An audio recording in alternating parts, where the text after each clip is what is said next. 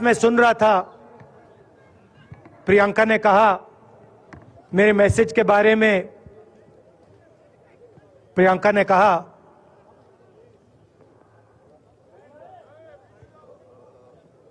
Normally होता नहीं है, मगर मेरे आंख में आंसू आए।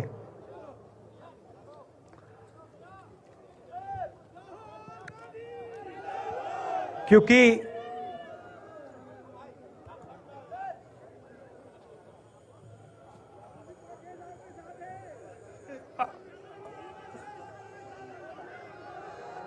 मैं कन्याकुमारी से चला, शुरुआत की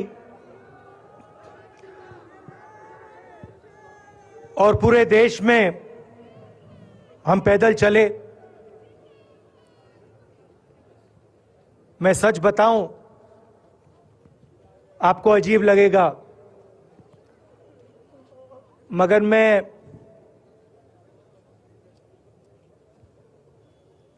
बहुत सालों के लिए हर रोज 8-10 किलोमीटर दौड़ता हूं। तो मैंने सोचा था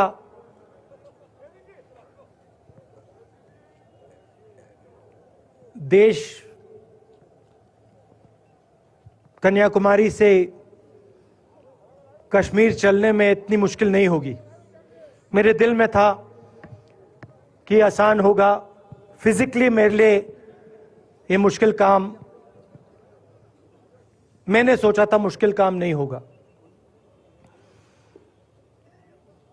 शायद मैं काफी वर्जिश करता हूं, थोड़ा सा अहंकार आ गया, जैसे आ जाता है। मगर फिर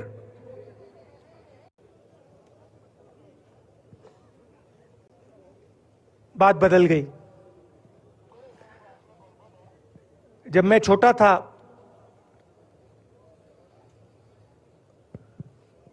फुटबॉल खेलता था,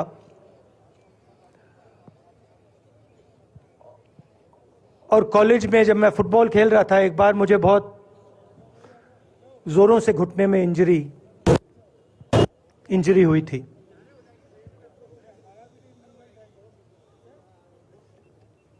मैं उसको भूल गया था।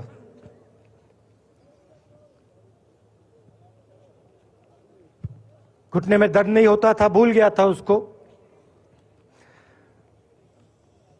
दर्द गायब हो गया था। मगर कन्याकुमारी से 5-7 दिन बाद घुटने में प्रॉब्लम आई, और जबरदस्त प्रॉब्लम आई। पूरा अहंकार उतर गया और मैं सोचने लगा, क्या मैं ये जो 3,500 किलोमीटर हैं, क्या मैं इनको चल पाऊंगा या नहीं। तो जो मैंने सोचा था आसान काम होगा, वो काफी मुश्किल हो गया। मगर फिर मैंने किसी ना किसी तरीके से ये काम पूरा कर दिया। बहुत कुछ सीखने को मिला, बहुत कुछ सीखने को मिला। मैं आपको बोलूं तो दर्द सहना पड़ा काफी, मगर सह लिया। रास्ते में एक दिन मुझे दर्द हो रहा था, काफी दर्द हो रहा था, और मैं सोच रहा था अब 6-7 घंटे और चलने हैं। और उस दिन मुझे लग रहा था कि आज मुश्किल है। और एक छोटी सी बच्ची आई, दौड़ती हुई आई मेरे पास,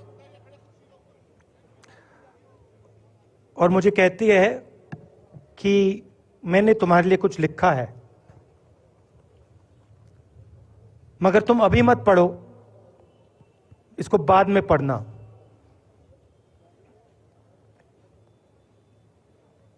और फिर वो मुझे गले लग के भाग गई। फिर मैंने सोचा अब पढ़ता हूं क्या लिखा है।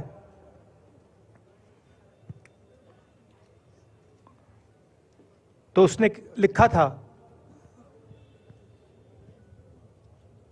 कि मुझे दिख रहा है कि आपके घुटने में दर्द है, क्योंकि आप जब उस पैर पे वजन डालते हो तो आपके चेहरे पे दिखता है कि दर्द है। मगर मैं आपको बताना चाहती हूं कि मैं आपके साथ कन्याकुमारी नहीं चल सकती हूं, क्योंकि मेरे माता पिता नहीं चलने दे रहे हैं। मगर मैं दिल में आपके साथ, आपके साइड में चल रही हूं, क्योंकि मैं जानती हूं कि आप अपने लिए नहीं चल रहे हो, आप मेरे लिए चल रहे हो और आप मेरे भविष्य के लिए चल रहे हो। और उसी सेकंड में, पता नहीं अजीब सी बात है, उसी सेकंड मेरा दर्द उस दिन के लिए गायब हो गया। दूसरी बात, मैं चल रहा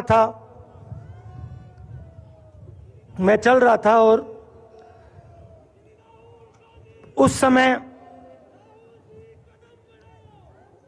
उसी समय वहां पे थोड़ी सर्दी बढ़ रही थी। सुबह का समय था और 4 बच्चे आए।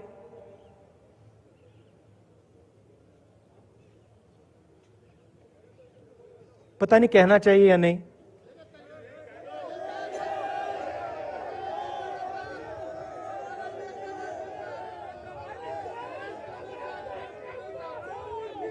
तो कह देता हूं, छोटे से बच्चे थे, भिखारी थे, भीख मांगते थे और मेरे पास आए। कपड़े नहीं थे। मैंने देखा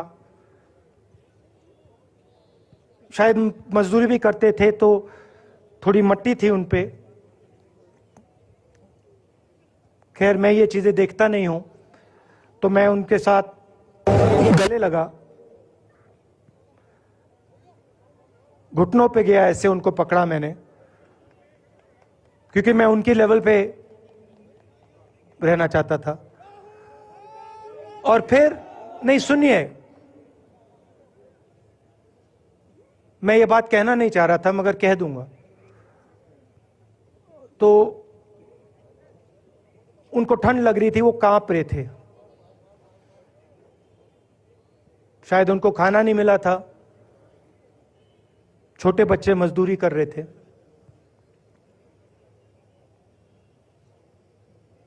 तो मैंने सोचा कि अब अगर ये स्वेटर नहीं पहनते हैं, अगर ये जैकेट नहीं पहन रहे हैं, तो मुझे भी नहीं पहनना चाहिए। मगर मैं झिझका क्यों आपको बताना चाहता हूं। मैं झिझका क्यों आपको बताना चाहता हूं।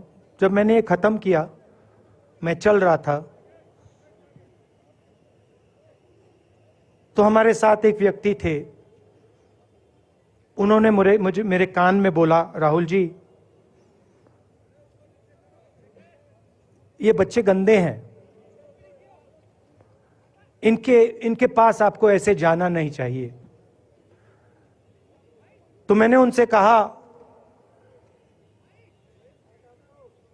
वो आपसे और मुझसे दोनों से साफ हैं।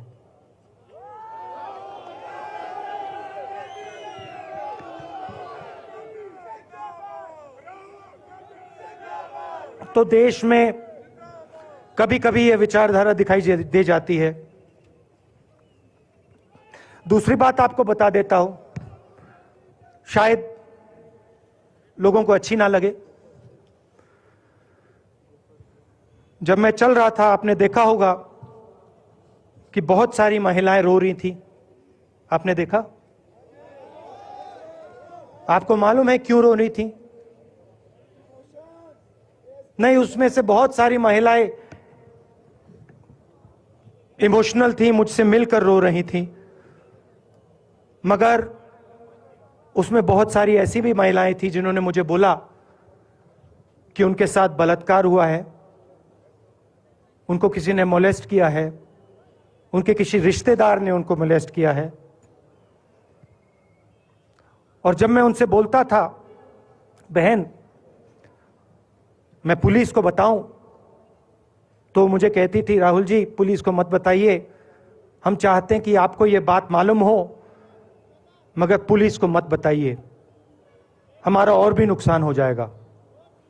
तो ये हमारी देश की सच्चाई है। ऐसी बहुत सारी और मैं कहानियां आपको बता सकता हूं।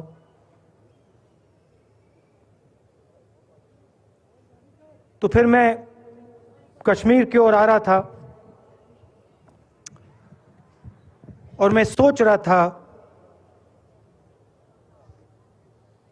कि इसी रास्ते पे मैं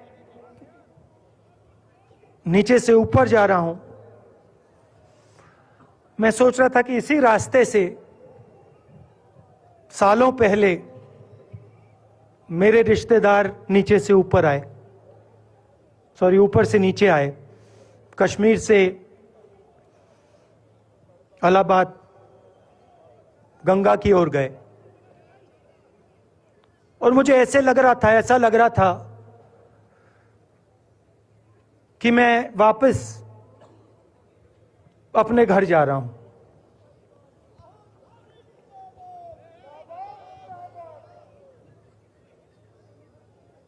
घर मेरे लिए, जब से मैं छोटा था मैं सरकारी घरों में रहा हूं, मेरा अपना घर नहीं है। तो मेरे लिए घर, जिसको जो स्ट्रक्चर होता है उसको मैंने कभी घर नहीं माना। वो मेरे लिए, मैं कहीं भी रह लूं, वो एक इमारत होती है, वो घर नहीं होता है। घर मेरे लिए एक सोच है, एक जीने का तरीका है, एक सोचने का तरीका है।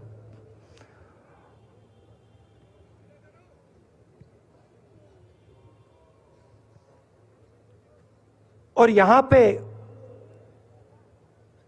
जिस चीज को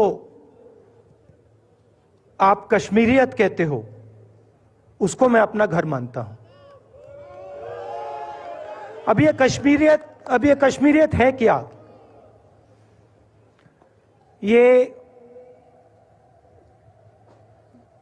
जो शिव जी की सोच है एक तरफ, और थोड़ी सी गहराई में जाएंगे तो उसको शून्यता कहा जा सकता है। अपने आप पर, अपने अहंकार पर, अपने विचारों पर आक्रमण करना, और दूसरी तरफ इस्लाम में जिसको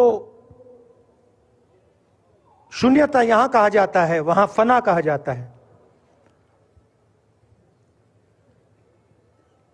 सोच वही है। इस्लाम में फना का मतलब अपने ऊपर आक्रमण, अपनी सोच पर आक्रमण, जो हम अपना किला बना देते हैं कि मैं ये हूं,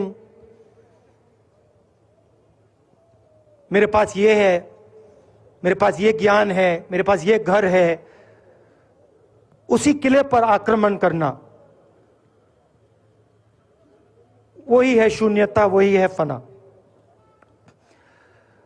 और इस धरती पे ये दो जो विचारधाराएं हैं,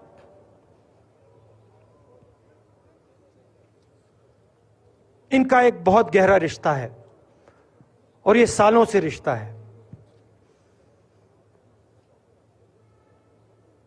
जिसको हम कश्मीरियत कहते हैं। यही सोच बाकी स्टेट्स में भी है। गांधी जी वैष्णव जनतों की बात करते थे, जिसको हम यहां शून्यता, फना कहते हैं, उसको गुजरात में वैष्णव जनतो कहा जाता है। असम में शंकर देव जी ने भी यही बात कही। कर्नाटक से हमारे यहां जो लोग आए हैं, वहां बसवा जी ने यह बात कही।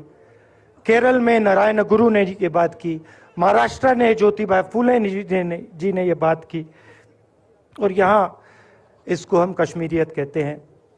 लोगों को जोड़ना और दूसरों पर आक्रमण नहीं करना, अपने आप पर आक्रमण करना, अपनी कमी देखना।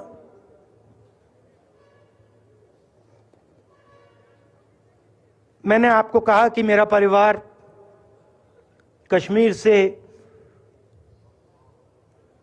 गंगा की ओर गया था। इलाहाबाद संगम के बिल्कुल किनारे वहां पास में हमारा घर है।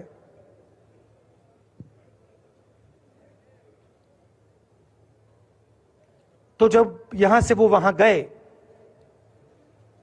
उन्होंने कश्मीरियत की जो सोच थी उसको गंगा में डाला था, गंगा में ले गए उस सोच को, और उत्तर प्रदेश में उस सोच को फैलाया था, जिसको उत्तर प्रदेश में गंगा जमुना तहजीब कहा जाता है।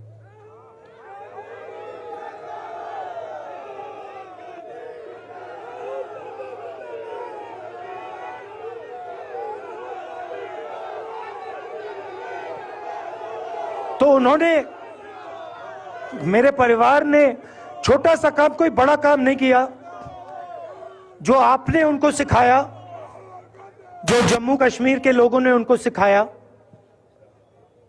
लद्दाख के लोगों ने सिखाया, क्योंकि उसमें बौद्ध धर्म भी है, उनके पास भी वही सोच, शून्यता की सोच उधर भी है। वो उसको ले गए और उस विचारधारा को, सोच को गंगा में उन्होंने रखा। तो मैं ये सोच रहा था, जब यहां आ रहा था, पैदल चल रहा था, और मुझे सिक्योरिटी वालों ने कहा था कि देखिए, आप पूरे हिंदुस्तान में चल सकते हो, जम्मू में भी चल सकते हो, मगर आखिरी जो 4 दिन हैं कश्मीर में, आपको गाड़ी से जाना चाहिए।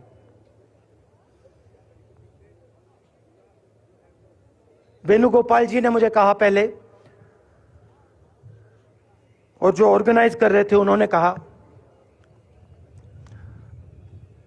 3-4 दिन पहले एडमिनिस्ट्रेशन ने कहा कि देखिए, शायद डराने के लिए, कि देखिए अगर आप पैदल चलेंगे तो आपके ऊपर ग्रेनेड फेंका जाएगा। तो मैंने सोचा, नहीं सुनिए, मैंने सोचा कि ऐसे करते हैं,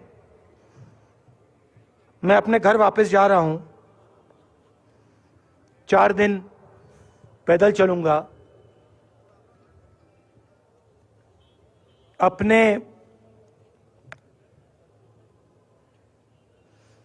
घर के जो लोग हैं उनके बीच में चलूंगा।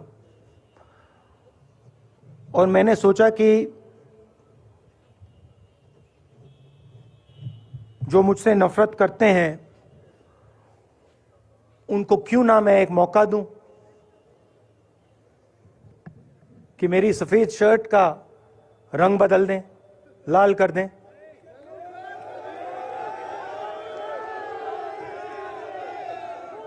क्योंकि मेरे परिवार ने मुझे सिखाया है, गांधी जी ने मुझे सिखाया है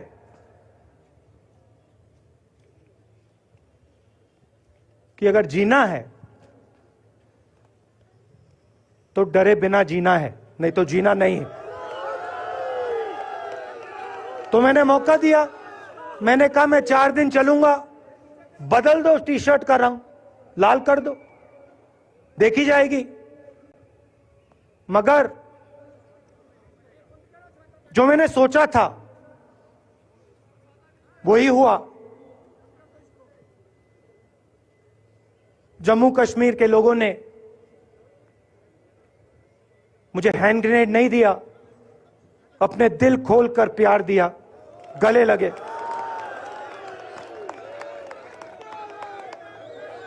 और मुझे बहुत खुशी हुई कि उन सब ने मुझे अपना माना और प्यार से, बच्चों ने, बुजुर्गों ने आंसुओं से मेरा यहां स्वागत किया। मैं अब जम्मू कश्मीर के लोगों से और जो यहां हमारे सेना के लोग काम करते हैं, सीआरपीएफ के लोग काम करते हैं, उनको मैं कुछ कहना चाहता हूं। सबको, जम्मू कश्मीर के युवाओं को, बच्चों को, माताओं को, सबको, सीआरपीएफ के, बीएसएफ के, आर्मी के जवानों को, उनके परिवारों को, उनके बच्चों को मैं कहना चाहता हूं, देखिए, मैं हिंसा को समझता हूं। मैंने हिंसा सही है, देखी है। जो हिंसा नहीं सहता है, जिसने हिंसा नहीं देखी है, उसे यह बात समझ नहीं आएगी। जैसे मोदी जी हैं, अमित शाह जी हैं, आरएसएस के लोग हैं, उन्होंने हिंसा नहीं देखी है।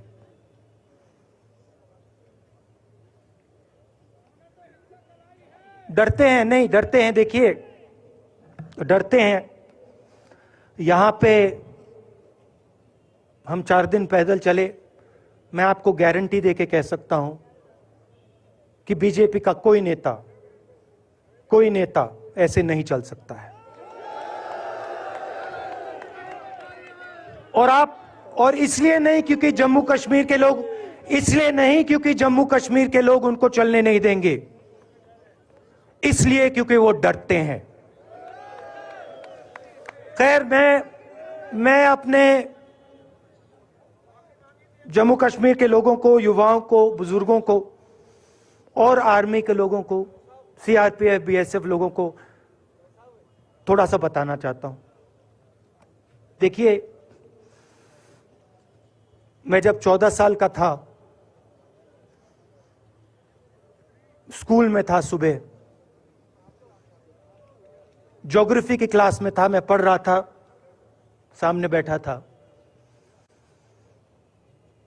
और मेरी एक टीचर आई, अंदर आई और उसने कहा, राहुल तुम्हें प्रिंसिपल बुला रहा है।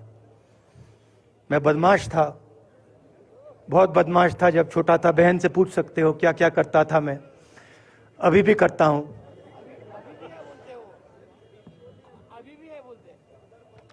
मैंने सोचा प्रिंसिपल बुला रहा है, मैंने कुछ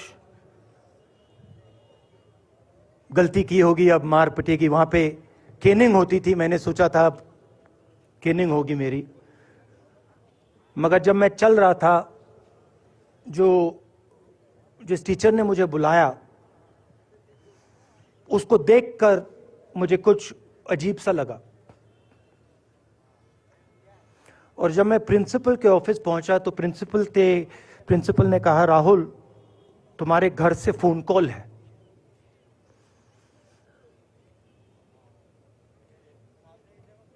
और जब मैंने उसके शब्द सुने, मुझे पता लग गया कुछ गलत हो गया है। मेरे पैर कांपे और मैंने जैसे फोन अपने कान पे लगाया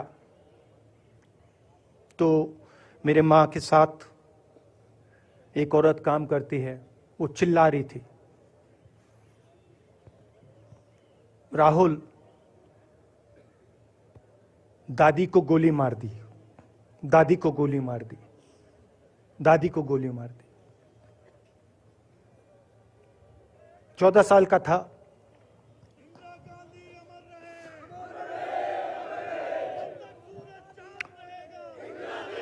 देखिए, ये जो मैं कह रहा हूं, ये जो मैं कह रहा हूं, ये जो मैं अभी कह रहा हूं, ये बात प्रधानमंत्री को नहीं समझ आएगी, ये बात अमित शाह जी को नहीं समझ आएगी, ये बात डोवल जी को भी नहीं समझ आएगी, मगर ये बात कश्मीर के लोगों को समझ आएगी। ये बात